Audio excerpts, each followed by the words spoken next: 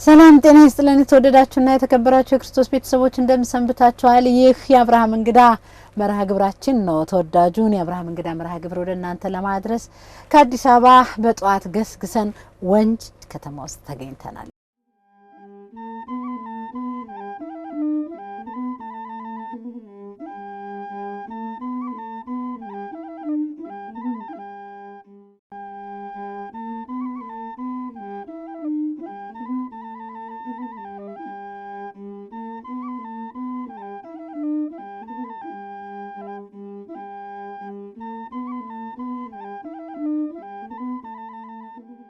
እዚህ ወንጂ ለኢትዮጵያ ኦርቶዶክስ ተዋሕዶ ቤተክርስቲያን በርካታ ስራዎችን እየሰሩ ዘመን ተሻጋሪ ስራዎችን እየሰሩ ደቀ መዛሙርትን ያፈሩ በማህበራዊም በመንፈሳዊም ስራቸው ደግሞ የተወደዱ አባቶቻችንን የህይወት ተሞክሮ ቤተሰቦቻችንን የህይወት ተሞክሮ ወደ እናንተ እናደርሳለን። እንግዲህ መልካም ስራ ከመቃብር በላይ ነው እንዲሉ ደግሞ ጥሩ ስራዎችን ሰርተው ከዚህ ዓለም ድካም ያረፉትን አባቶቻችንን እንዘክራለን። አስተማሪና ደስ የሚል መርሃ ግብር ወደ እናንተ እናደርሳለን። ያለነው ወንጅ ከተማ ውስጥ ነው። ወንጅ እንደምታዩት እንደምትመለከቱት በሸንኮራ አገዳ ምርትና በስኳር ምርቷ የምትታወቅ ከተማ ናት። ዛሬ ወንጅ ላይ ያሉትን ቤተሰቦቻችንን ወደ እናንተ በየሳምንቱ የምናደርስ ይሆናል። ቆይታችሁን ከአብርሃም እንግዳ ጋር ስታደርጉ ሁሌም እንደምለው ብዙ ስለምታተርፉ አብራችሁን ቆዩ። ጉዞ ወደ እንግዶቻችን ቤት ይሆናል።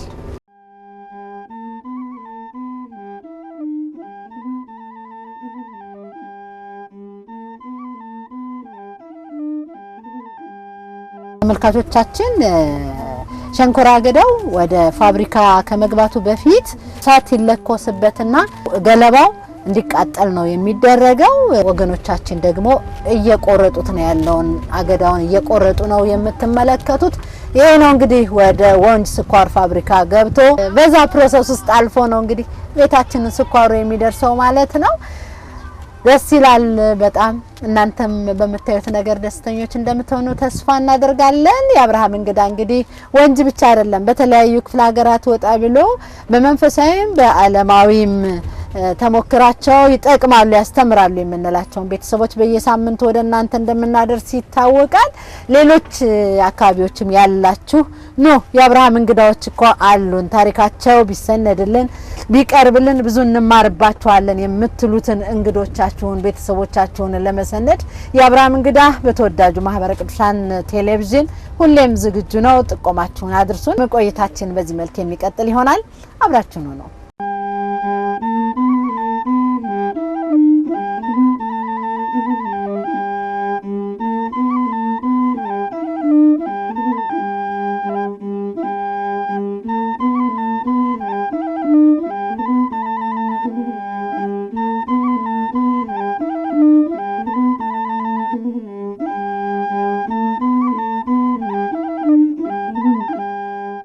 ተመልካቾቻችን በጉዟችን ወንጅ ምን ትመስላለች የሚለውን እያስጎበኘናችሁ እዚህ አንደኛው እንግዳችን ቤት ተገናኝተናል። በወንጅና በተለያዩ አካባቢዎች ወደ እናንተ የሚደርሰው መርሃ ግብር አዳማ ማዕከልና ወንጅ ወረዳ ማዕከል በትብብር የአብርሃም እንግዶቻችን ተሞክሮ ለዓለም ይቅረብና ሁላችን እንማርበት ሲሉ እገዛ አድርገውልን ነው እዚህ ወንጅ የተገኘ ነው። የዛሬው ወንጅ ተገኝተን ተሞክሯቸውን ወደ እናንተ የምናደርሰው መልካም ስምና ተግባር ከመቃብር በላይ ይውላል እንዲሉ በ107 ዓመታቸው ከዚህ ዓለም ድካም ያረፉትን አባታችን የመላከ ብርሃን መርጌታ ጽጌ ሃይማኖት ሞላን ተሞክሮ ከቤተሰቦቻቸው ጋር ወደ እናንተ ለማድረስ ነው። መላከ ብርሃን መርጌታ ጽጌ ሃይማኖት ከሊቃውንቱ እግር ስር በልጅነት ቁጭ ብለው የአንዷን የኢትዮጵያ ኦርቶዶክስ ተዋሕዶ ቤተክርስቲያንን ትምህርት ልቅም ጥንቅ አድርገው የተማሩ ናቸው። ተምረው አደራ አላባከኑም፣ ያስተማሩ። በህይወት ዘመናቸው ቤተክርስቲያን የሰጠቻቸውን በነጻ ያስተማረቻቸውን ትምህርት ለተተኪው ትውልድ በማስተማር ብድራትን በቁማቸው የከፈሉ የኢትዮጵያ ኦርቶዶክስ ተዋሕዶ እንቁ አገልጋይ ናቸው። መርጌታ ጽጌ ሃይማኖት ተነግሮ የማይዘለቅ የቤተ ክርስቲያንና የማህበረሰብ ሱታፊ አላቸው። እኛ በአብርሃም እንግዳ አምዳችን መጠን አድርገን ወደ እናንተ የምናደርሰው ይሆናል። ከምርግትና እስከ አስተዳዳሪነት እድሜ ዘመናቸውን ለቤተ ክርስቲያን የሰጡ ናቸው። ቢናገሩ የሚደመጡ ቢገስጹ እሺ የሚባሉ የክርስቶስ ባሪያ መሪጌታ ጽጌ ሃይማኖት እንግዲህ በአገልግሎታቸውም የኢትዮጵያ ኦርቶዶክስ ተዋሕዶ ቤተክርስቲያንን ሕግና ስርዓት ለማስከበር ከ18 ጊዜ በላይ ለእስርና ለእንግልት የተዳረጉ በጾም በጸሎት በስግደታቸው ደግሞ መከራውን ያለፉ የቁርጥ ቀን የቤተክርስቲያን ልጅ ናቸው። ከቤተሰቦቻቸው ጋር ቀሪውን ታሪክ ወደ እናንተ እናደርሳለን። አብረውን ቆይታ የሚያደርጉ ባለቤታቸው ወይዘሮ ሙሉ ተሾመ፣ ወይዘሮ ሰላም ጽጌ ልጃቸው እንግዲህ የ8 ልጆች አባት ናቸው። መላከ ብርሃን በወክልና ሁለቱን ይዘን ቀርበናል። በመካከላችን ደግሞ መምህር መክብብ ተሾመ የምዬ የወይዘሮ ሙሉ ተሾመ ወንድም ናቸው። ግን ከልጅነት ጀምሮ ኮትኩቶ ያሳደገኝ የሰራኝ አባቴ ነው፣ የማውቀውን ታሪክ እመሰክራለሁ ሲሉ በመካከላችን ተገኝተዋል። ሌላው ልጃቸውና የእሳቸውን አሰረፍኖት ተከትሎ በሁለት መልክ የተሳለው ዲያቆን ኢንጂነር አለማየሁ ጽጌ ሃይማኖትም አብሮን ይኖራል ማለት ነው። በዚህ ቤተሰብ ተሞክሮ ብዙ ስለምንጠቀም ቆይታችሁን ከአብርሃም እንግዳ ጋር አድርጉ። አብራችሁን ሆኑ። እንግዶቼ እዚህ ወንጅ ስንመጣ በፍቅርም በጉጉትም ስለተቀበላችሁን እጅግ አድርገን እናመሰግናለን። እንዴት አላችሁ? እግዚአብሔር ይመስገን። ወንጅ ሞቃት ናት፣ በጣም ሞቃት። አንድ ግጥም አለኝ ለአባቴ ብላለች ወይዘሮ ሰላም። ግጥሙን እስቲ አንዴ ጋብዥን። መጀመሪያ እግዚአብሔር ያክብርልን፣ እጅግ በጣም እናመሰግናለን። እንግዲህ ይሄንን ለብዙ ትውልድ አራያ ምሳሌ ይሆናል ብላችሁ ልታስተላልፉ ከዛዚህ ድረስ በጣም ብዙ ኪሎ ሜትሮችን አቋርጣችሁ ስለመጣችሁ እጅግ በጣም እናመሰግናለን። እግዚአብሔር ያክብርልን። እንግዲህ አባታችንን ባይመጥንም እንደ ልጅነቴ ትንሽ የሆነ ነገርን 53 ዓመት በትዳር አጋር አብራው ስለኖረች ስለ እናቴ እሷን አስመልክቶ ትንሽ ነገር እንላለሁ። በፍቅር ስንኖር ያን ሁሉ ዘመን ምግብ አጣፍጬ ያጎረስኩህን ልብሱንም መርጬ ያለበስኩህን ረሳው መሰል መልአከ ብርሃን እንዲህ የቀጣኸኝ በከባድ ሐዘን የምትሳሳልኝ ውዷ ባለቤት ተመጣለህ ብዬ ቆሜ ስጠብቅ በዛው ቀረሃሉኝ መቃብር ቤት ገብተ እስቲ ጠይቁልኝ ለምኑልኝ ከቶ የማሳምረውን በልብስ በሽቶ ትዳር ጓደኛውን ሙሉ ቤቱን ትቶ እንዴት ሰው ይኖራል መቃብር ቤት ገብቶ። ጽጌማ ዘንድሮ ጠፍቶታል ብላቱ የሚያውቀውን ምቾት በሙሉ ህይወቱ ጣል አርጎ ሄደና ለመቃብር ቤቱ አፈር አለ መላው ሰውነቱ። ያኔ በቃል ኪዳን ያገኘሁት ጽጌን አኑሬው ነበረ ሽሙንሙን አድርጌ ቀድሞ ረገፈና አጣሁት ፈልጌ። በታላቁ ካህን መላከ ብርሃን ስላስተማለችን ቤተ ክርስቲያን ያልተረዳ የለም ጽጌ መርገፉን። የእስራኤል ንጉሥ ነቢዩ ዳዊት በመዝሙር ሲናገር ስለ ካህናት ጽድቅን ይለብሳሉ በኤደን ገነት። በዚሁም መሰረት የኔ ባለቤት ጎምላላው አገልጋይ ጽጌ ሃይማኖት እንዳገለገለው በየዋህነት ከፀሐይ ያበራል በእግዚአብሔር መንግስት። እንኳን እንደ ጽጌ አመለ መልካም አገልግሎት ሄዶ ጽርሃ አርያም የሚወዳት እናት ድንግል ማርያም ምሕረቱን ለምና ከመድኃኔ ዓለም ታማልደዋለች በቀኝ እንዲቆም። እንደ መጽሐፉ ቃል ካህን ጽድቅን ለብሶ ወደኛ ላይመጣ ዳግም ተመልሶ በቃ ያስፈልግም ሐዘንና ለቅሶ ወስብሐት ለእግዚአብሔር። ቃልዎት ያሰማልን። እንግዲህ ልጃቸው ወይዘሮ ሰላም ያነበበችው የምየን የውስጥ ህመም ነው።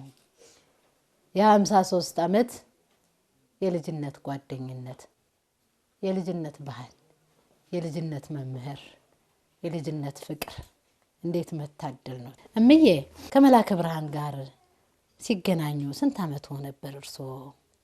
በምን አጋጣሚ ተገናኛችሁ? እግዚአብሔር በፈቀደው እኔና እሳቸው ስንገናኝ እኔንም አያውቁኝ በድሮ ህግ መሰረት ማለት እኔም አላቃቸው። ግን እኔ ላያቸው የቻልኩት መቼ ነው? ልክ ማርያም ተለሊቱ 6 ሰዓት ገብቼ ጎን ለጎን ተቀምጠን በዛን ጊዜ እኔ ቀና ብዬም ማየትም በቃ እንትን አለኝ። ያው ሲጀመርም ትልቅ ሰው ናቸው። በቃ እኔ ያው ስራቸው እጃው ሽቅ ብዬ ያው ደንቡን ስርዓቱን ተፈጽሞ ያው ወደ ቤቴ ገባሁ። ከዛም ማለት የጋብቻው ስነ ስርዓት ነው? አዎ ቤተክርስቲያን ነው። የዛን ጊዜ ነው ያዩአቸው መላከ ብርሃን? አዎ አላቃቸውም፣ አያውቁኝም። ስንት ዓመት ነበር የዛን ጊዜ እርሶ? እኔ ቢያንስ እንኳን ምናልባት እኔ 14 ዓመት ቢሆነኝ ነው፣ ተዛ በላይ አይሆነኝም። እሳቸው ስንት ይሆናቸዋል ሲገምቱ ነው ከነገሩት? ኧረ እኔ ምንም የነገሩኝ የለም። እኔ ትልቅ ሰው ናቸው። ያው አንቱ ብዬ አክብሬ እግር አጥቤ በቃ እሳቸውም በእውነቱ እግዚአብሔር ይመስገን እንደ ልጅነቴ አይደለም አክብረውኝ ነው። አክብረውኝ ተከባብረን እነኝን ሁሉ ልጆች ያው ወለድ። እግዚአብሔር ስሙ የተመሰገነ ይሁን። አሜን። ለቅሙ ነገር አበቅተና ምንም ኮሽ ሳይልብን አንድ ቀን ይሄንን አስከፉኝ ብዬ ወደ ዘመድ ሳልሄድ አንድ ቀን እሷ እንዲያደረገችኝ ብለው ወይስ ለልጆቻቸው ወይስ ለጓደኛቸው ሳይናገሩ ሁሉን ነገር የሁለታችን ምስጢራችን አንድ ሁለታችን ብቻ ወላ ዘመድ የሳቸው ወላ የኔ ወንድሞች እናት አባት አያውቁም። 53 ዓመት ስንቀመጥ ይሄንን አደረጉኝ ይሄንን አደረገችኝ የሚሉት ነገር ምንም ነገር የለም። በጣም አክብረውኝ እኔም አክብሬያቸው እስተምንላይ ድረስ እግር አጥቤ እግራቸውን አጥቤ ልብሳቸውን አጥቤ በቃ በሁሉ ነገር አንድ ላይ አንቺ ትብሽ ተባብለን ልጆችን ሁሉም ራሳቸውን በቻሉ ጊዜ ሁለታችን እዚች ቤት ስንቀመጥ በቃ እንደ ጓደኛና እንደ ጓደኛ እያወራን እየተጫወትን በቃ ተዛም በኋላ ይሄንን ሁሉ አመት አብረን ኖረናል። እግዚአብሔር ይመስገን። እግዚአብሔር ይመስገን። ልጆቹም ትንሹም ትልቁም ልጆቻቸው የተፈጠሩት በጣም በጣም በጣም በጣም አባታቸውን በጣም ነው የሚወዱት። በጣም ያከብራሉ። አባታቸውን ይወዳሉ። ተትንሽ ትልቁን እሱ የትልቀኛውን እንትን አራያ ይዘው እሱ ጨርሶ ትምህርቱን ጨርሶ ሲል አቤ እንኳን እኔ አቤ ደርሼ ብቻውን አንድ በጋ በለዋለሁ ይል ነበር ትንሽ ሆኖ። ከዛ በኋላ ያንን ሁሉ ፈጽሟል። ምንም የቀረው ነገር አንድ ነገር የለም። ከዛም በኋላ ደግሞ የተከታዩም ተሱ ተከታይ ያለችውም እንደዛ ስትደርስ አባቷን አንከብክባ አልብሳ በጣም ተዘበን ምን ብዬ ልናገር 8 ልጆች ናቸው። 8ቱም መጨረሻዋ ወሰን የምትባለው እሷም በቃ አንድ ነገር እንክብክብክብ ባርገው አባታቸውን ይዘው አክብረው ሸኝተዋል። አክብረው እሳቸውም ተሞቱ ጀምሮ ይኸው 4 ዓመት ሊሆናቸው ነው። እግዚአብሔር ይስጣቸው፣ ዘራቸው ይባረክ። ይኸው አንከብክበው ይዘውኛል። ምንም የጎደለብኝ የለም።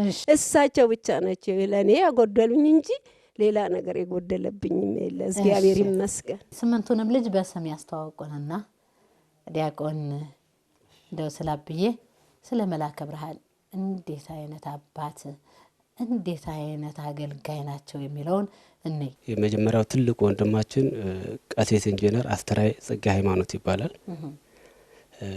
ሲቀጥል ሁለተኛ ላይ ደግሞ አምሳለ ጽጌ ሃይማኖት ትባላለች። ሶስተኛ ላይ ደግሞ መዝገበ ጽጌ ሃይማኖት ይባላል። ከዛ መዓዛ ጽጌ ሃይማኖት ይባላል። ከሱ ቀጥሎ ደግሞ እኔን ያለሁት አለማየሁ ጽጌ ሃይማኖት እባላለሁ። አመልማል ጽጌ ሃይማኖት፣ ሰላም ጽጌ ሃይማኖት፣ ወሰን ጽጌ ሃይማኖት 8ቱ ልጆች እነኚህ ናቸው። አጠቃላይ ከሱ የተወለድ ነው ማለት ነው። አብሮ ግን ቤት ውስጥ ልክ እንደ ከልጆቹም በላይ አድርጎ ያሳደጋቸው ልጆች አሉ። ለምሳሌ ዲያቆን መንግስቱ አለሙ ይባላል። መክብብ ተሾመ አብሮ ቤት ውስጥ ከሱ ጋር እንደ ልጅ ሆነ ያደጉ አሉ ማለት ነው። ብዙ አሉ። ልጆች ከመምጣታቸው በፊት እርስዎን የመንፈስ ልጅ አድርገው እንዳባት ተንከባከው አሳድገውኛል ብለውኛልና እንደው መላከ ብርሃን እንዴት አይነት አባት እንዴት አይነት አገልጋይ ናቸው? መላከ ብርሃን የተወለዱት ደቡብ ወሎ አማራ ሳይንስ አካባቢ ነው። እስቲ ወንጂ ምን ነገር ጣላቸው? በምን ምክንያት መጡ የሚለውን እንደው ነግሯችሁ ከሆነ ስለሳቸው ሁኔታ ያው አባይን በጭልፋ ማለት ነው። እሳቸው መጀመሪያ ቁጭ አድርገው ሲነግሩ ምንድነው ብዙ አመት በመንፈሳዊ ትምህርት በቆሎ ትምህርት ማለት ነው የምናውቀው ብዙ አመት ተንከራተዋል። 27 አመት መማራቸውን እንደገና እየተማሩ ማስተማራቸውን ነግረውናል። እና ብዙ ነው ታሪካቸው እዛ አካባቢ ማለት ነው። ታላላቅ ደብሮች እንደ ደብረ ኤልያስ በአካባቢያቸው ያለችው አትሮንስ ማርያም እነኚህ አካባቢዎች ከፍተኛ እንትን አድርገዋል። ያላዩት ያልሄዱበት ገዳም ያልሄዱበት ቦታ የለም። ስለዚህ 27 አመት እየተማሩም ድል ሰጡ ጊዮርጊስ በሚባል ቦታ ላይ ትምህርት ከመሰረታዊ ጀምረው እስከ ዲቁና ድረስ ተምረዋል። ከዛ በኋላ ደግሞ ወደ ሌሎች ገዳማትና አድባራት ሄደዋል። ሄደው ግብረ ዲቁናን ከተከታተሉ በኋላ በ1925 ዓመተ ምህረት ነው ዲቁናን የተቀበሉት። ከማን? ከፋሺስት ጣሊያን ጦር ከገደላቸው ከዋና ጳጳሳችን ከሳቸው ነው ግብረ ዲቁና የተቀበሉት። ራሱ ነግረውኛል። ከአቡነ ጴጥሮስ እጅ ነው የተቀበሉት በ1925 ዩልሲ። ከዚያ እንደገና በ1935 ወደ በጌምድር ግሼን ጓደላ አካባቢ በመሄድ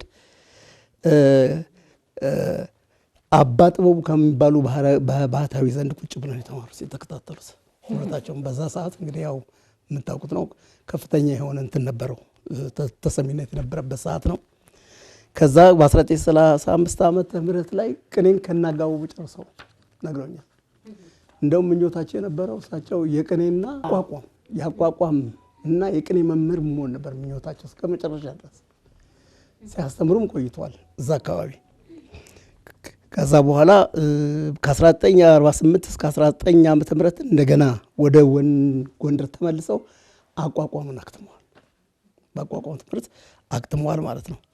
ከ1953 እስከ 1955 ደግሞ ቢቸና ጊዮርጊስ ሄደው በመሄድ ለተከታታይ 3 ዓመታት አቋቋሙን አስተምረዋል ራሳቸው። እንደውም አለቃ ጥበቡ ወደ አዲስ አበባ ሲመጡ እሳቸውን መርጠው ተቀመጥ ወንበሬ ተናገር በከንፈሬ ብለውኝ ነው ያሉት። ብለውኝ ወንበራቸው ላይ አስቀምጠውኝ ተከታታይ 3 ዓመታት አስተምሬያለሁ። ከዛ በኋላ የህል በጥቅሉ 27 ዓመት አገልግለዋል ማለት ነው። ተምረዋልም አስተምረዋልም እያስተማሩ መማር ማለት ነው በዛ ሰዓት የነበረው። ስለዚህ ቀጣዩ ሐዋርያ ተልኳቸው እንደ እግዚአብሔር ፈቃድ ወደ ሸዋ መምጣት ነበር።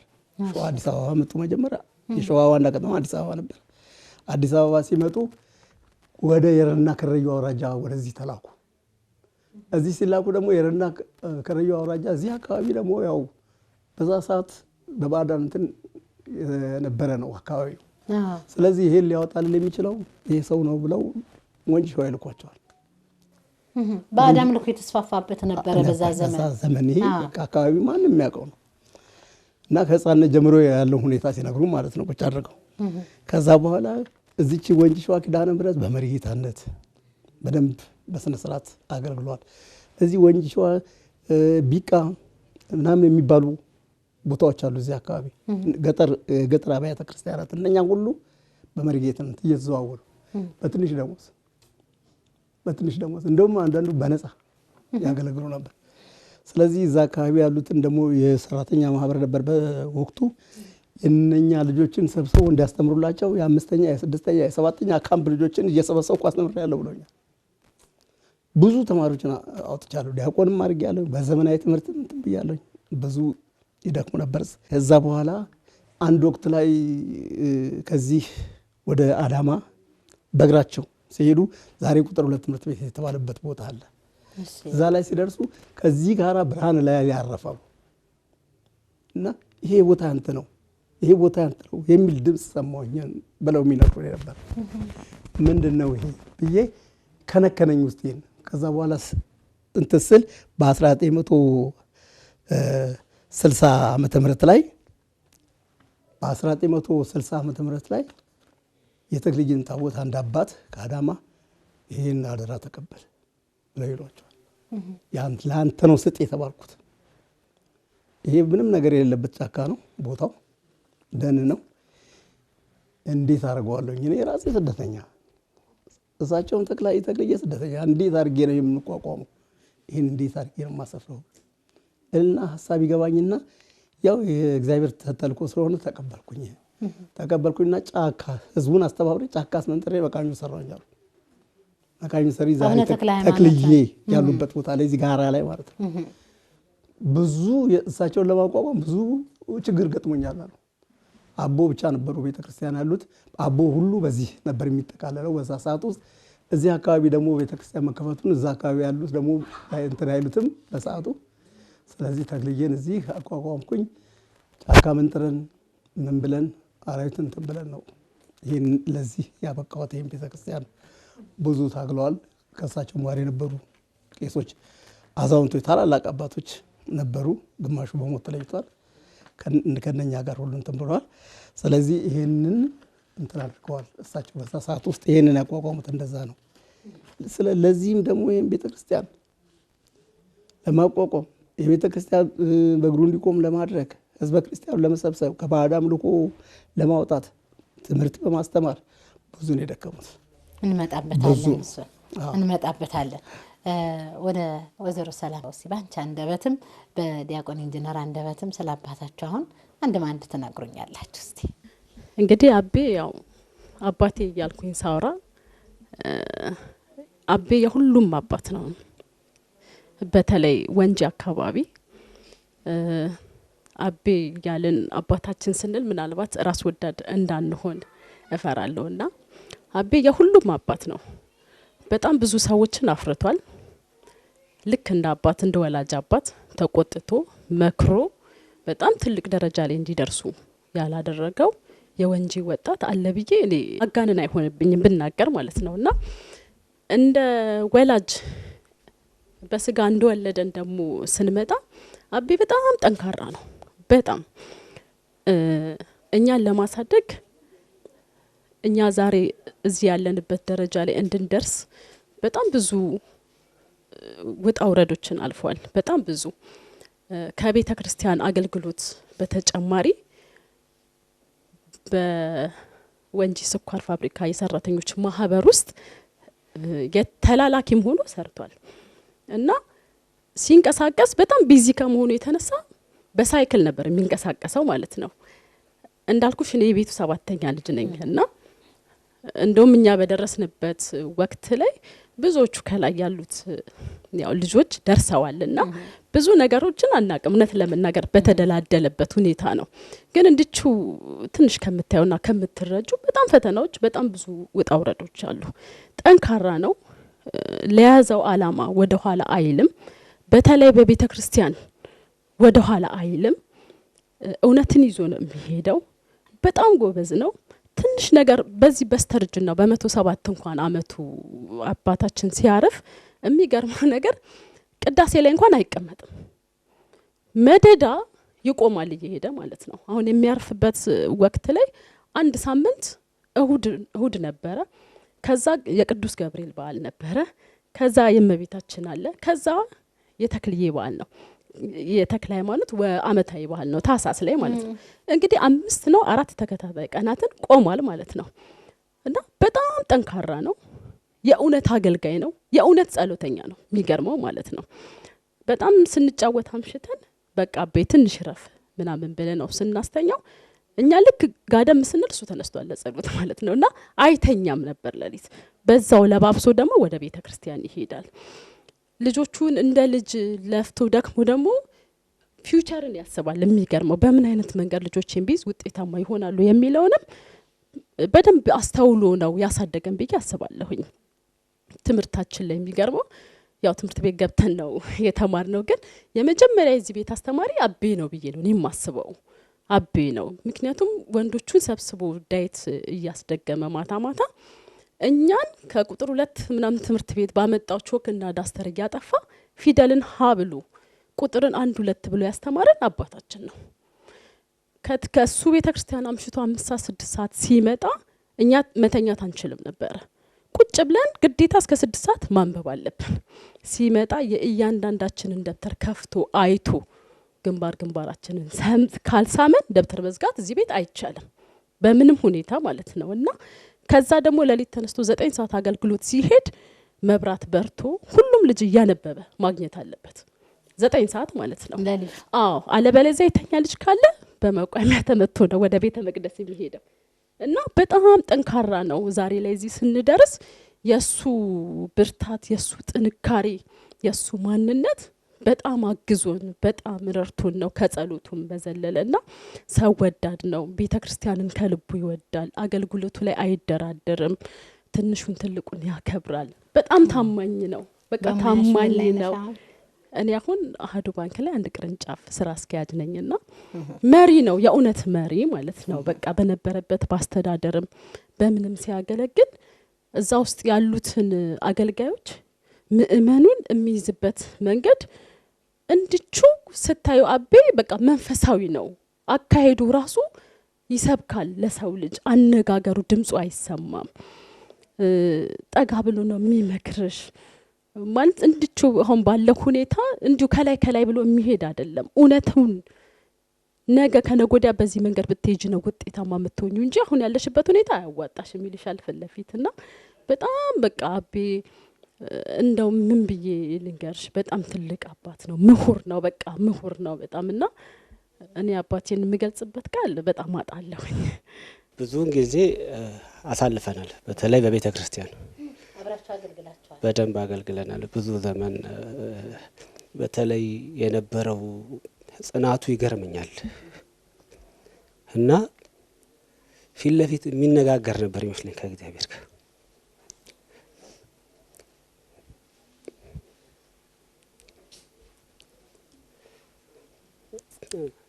እና ለዓላማው ምንም ወደ ኋላ የሚል አልነበረ። ብዙ ማስታወሳቸው ነገሮች አሉ። በተለይ ቤተክርስቲያን ላይ 4 ወንዶች አለን፣ 4ቱም ድቁና ተቀብለዋል። በልጅነት ማስታወሳቸው ነገሮች በዚህ በጽጌ ጾሙ ያው እንደሚታወቀው ቤተክርስቲያን 5 ሰዓት ነው የሚከፈተው።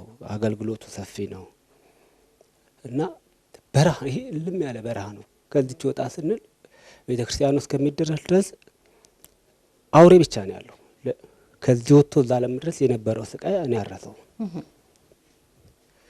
ልክ ከዚህ ስንከፍት ጀምሮ በቃ እኔ ብዙ የነበሩትን ነገሮች መርሳት ይከብደኛል። ስንሄድ ከዛ ጅቡ ይጮሃል። በዛ ላይ እዚህ ጋር የሚጣል ሲሞቱ ሰንጋዎች ምናምን ይጣላሉ እና በጣም አውሬዎች አሉ እና ስንሄድ በስነ ስርዓት እንደዚህ ሲመጣ በዚህኛው እጁ በዚህ ጋር ልጄ ሊወስድብኝ ነው እያለ ያሸሻውን ያረሰው። እዛም ሲደረስ እንዳሁኑ ብዙ አገልጋይ የለም።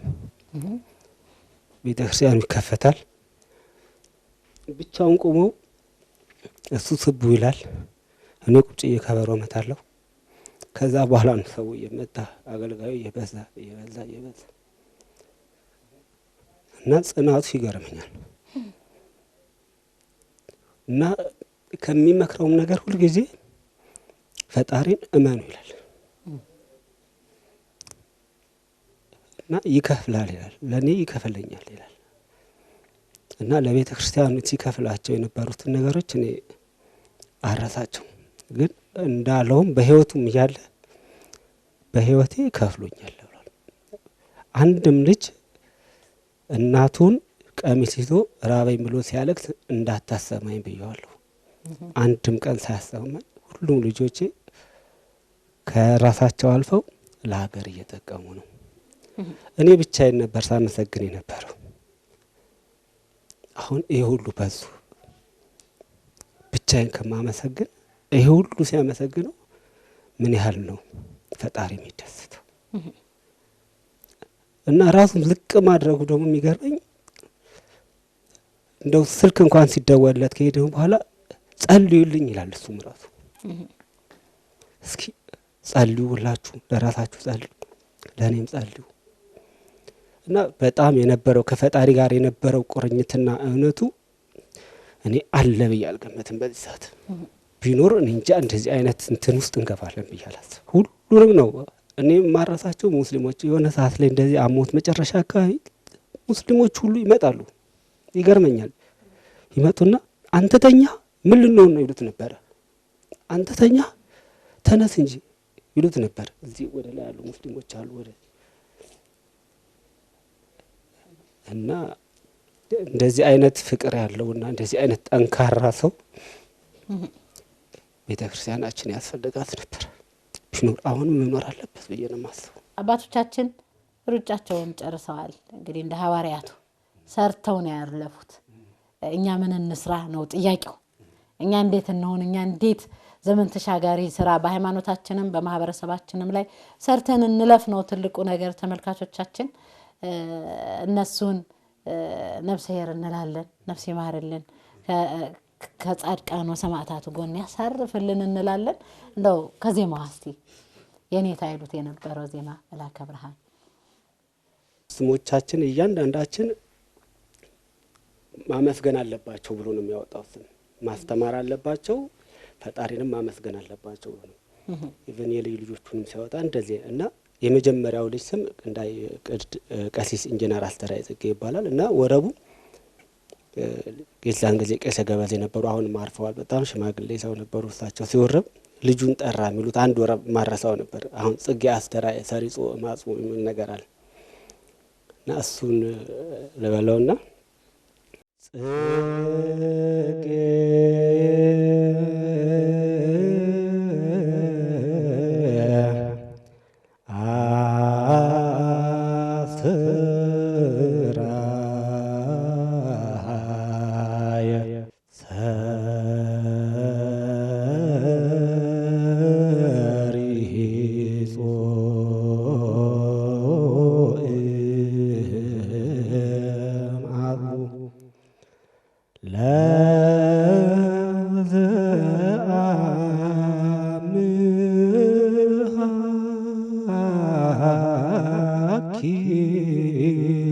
ጽጌ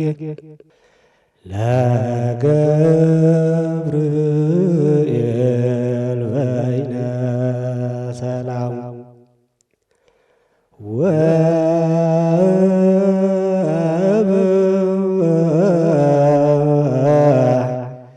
እንተ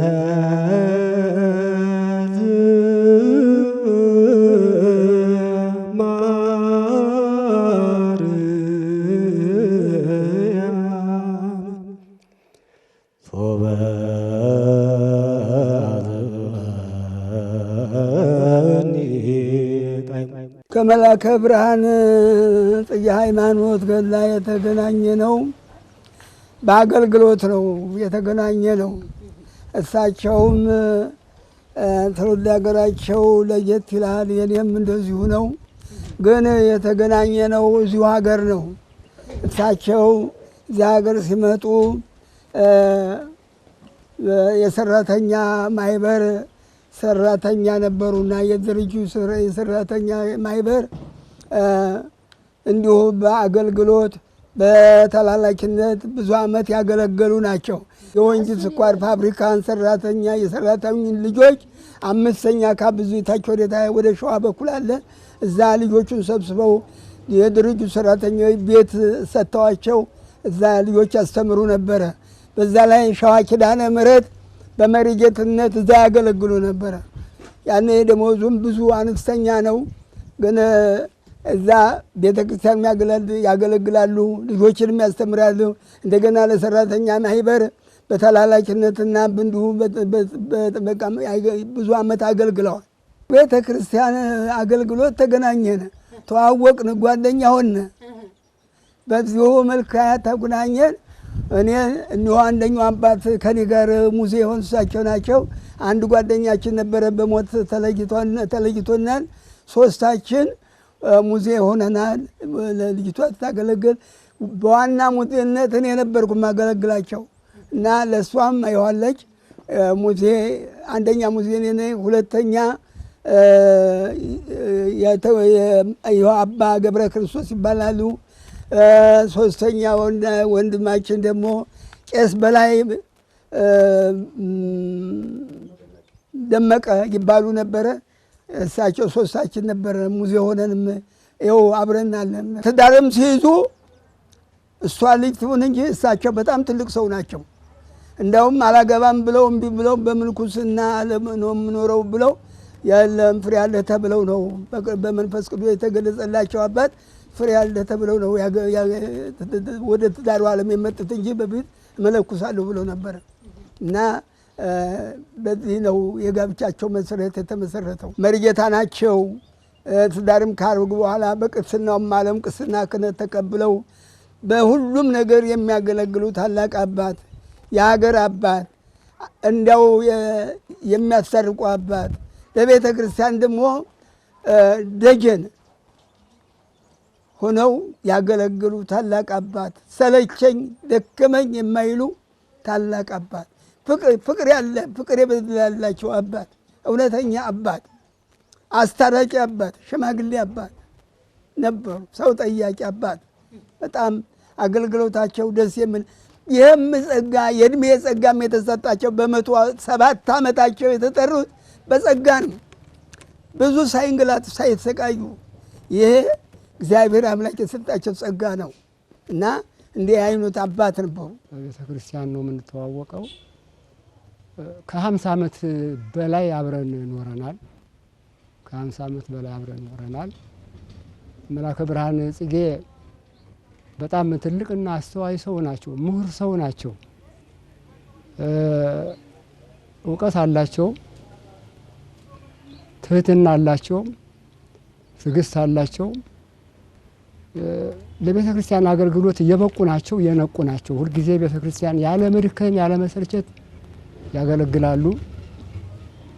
እዚህ ቤተ ክርስቲያን መጥተው ለአገልግሎት ከጀመሩበት ጊዜ ይዞ ከጅብ ጋር ታግለው ከዘንዶ ጋር ታግለው በቂ ደመወዝ ሳያገኙ የድካማቸውን ዋጋ ሳይከፈላቸው አገልግሎታቸውን ግን ያለማቋረጥ በደስታ ሁልጊዜ ሲያገለግሉ ኖረዋል። እዚህ ቦታ ብዙ ልጆችም አፍርተዋል። የቀለም ልጆች ብዙዎቹን አስተምረው በሰንበት ትምህርት ቤት ያሉትን በሌላም አካባቢ ሙያቸውን ለልጆች አስተላልፈው በሚገባ ብዙ ሰዎችን ብዙ ልጆችን አፍርተው ለዚህ ቤተ ክርስቲያን አገልግሎት በቅተዋል። አሁን እነዛ ያሰባሯቸው ልጆች እድለኛ ሰው ናቸው።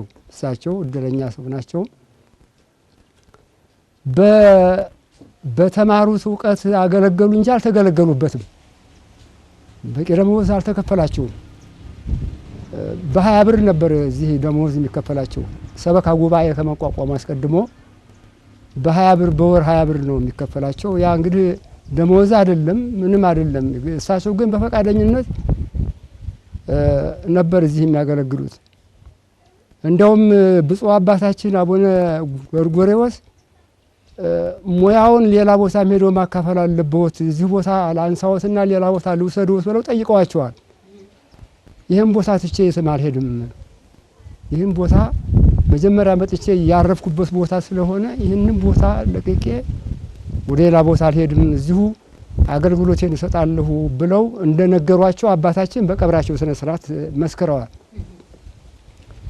እና መሪጌታ ጽጌ በኋላ መላከ ብርሃን ለይተው የሚወዱት የለም፣ ለይተው የሚጠሉትም የለም። ሁሉም ዘመዳቸው ነው፣ ሁሉም ልጃቸው ነው። መስቀል ካሳለሙ በኋላ እንደገና እዚህ ጋር ራስ እያንዳንዱ ሰው ራስ መሆኑ የሚሸኙት